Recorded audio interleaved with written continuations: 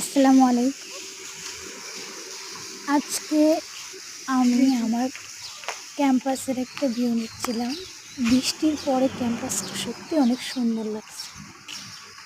আমার ক্যাম্পাসে যেন সকালেই শুরু হয় সবার হসপিটালের যাওয়া।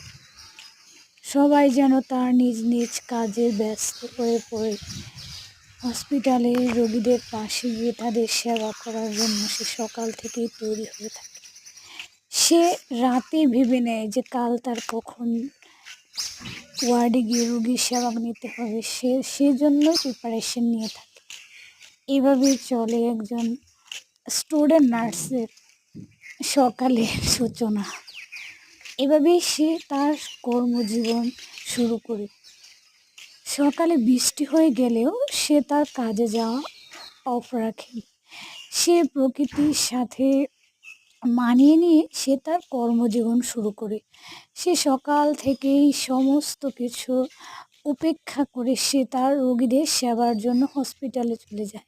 তো আমিও যাচ্ছিলাম, সাথে একটু ভিউ নিয়ে নিলাম, দেখি কেমন লাগে আমার প্রিয় মোনাকের সকালে বেলার এক বিশেষ মুহূর্ত।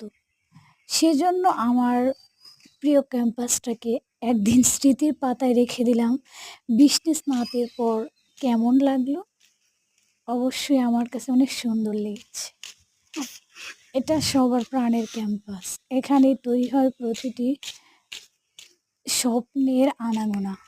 ধন্যবাদ।